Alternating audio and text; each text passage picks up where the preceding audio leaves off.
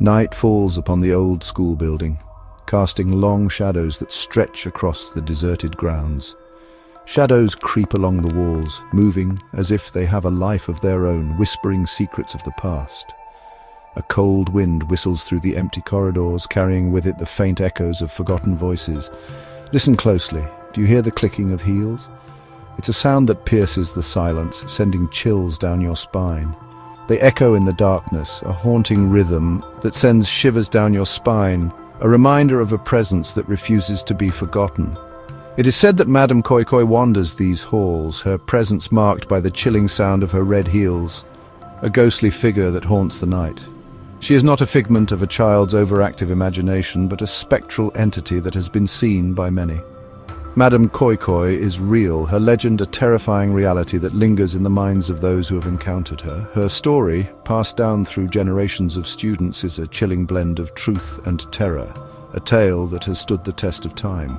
They say she was once a living, breathing teacher, but something happened within these very walls, something that changed her forever, something that transformed her from a strict disciplinarian into a restless spirit, forever bound to the school she once ruled with an iron fist.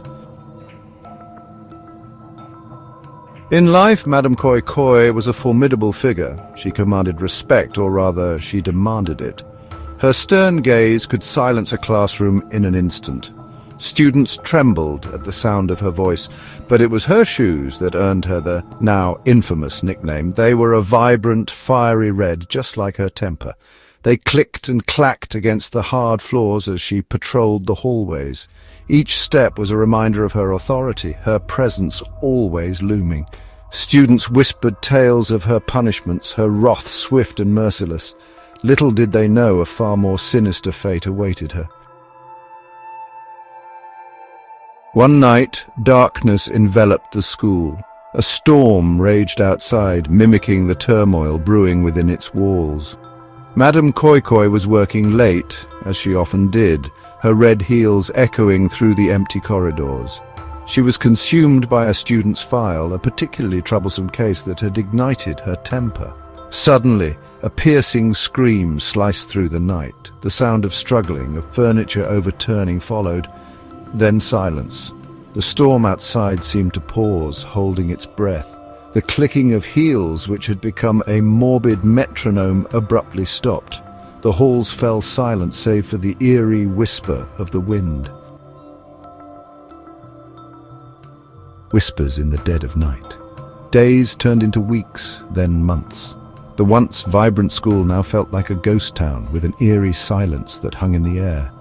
The mystery of Madame Koi's disappearance lingered in the air, a phantom chill that sent shivers down the spines of students and teachers alike.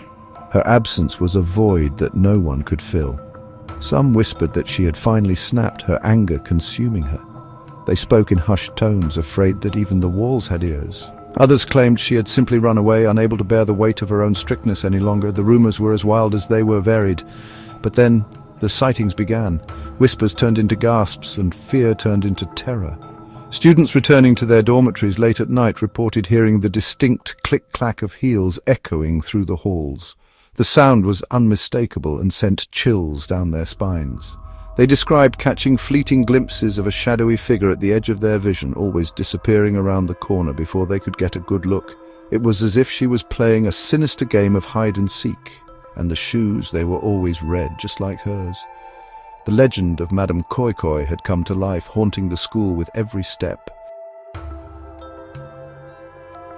Faces in the dark, a tale that has haunted the corridors of this old school for generations. The stories grew more frequent, more detailed, more terrifying. Whispers of a ghostly figure roaming the halls at night spread like wildfire. Some students swore they saw her face, pale and contorted in anger, her eyes burning with an eerie light. They spoke of her cruel smile, a haunting reminder of her tragic past. Others claimed to feel an icy breath on their necks when they lingered too long in the halls after curfew. The sensation was so real it sent shivers down their spines. The school, once a place of learning, was now shrouded in an atmosphere of dread. The flickering lights and darkened classrooms only added to the fear. One girl, known for her skepticism, swore she encountered Madame Koi in the library.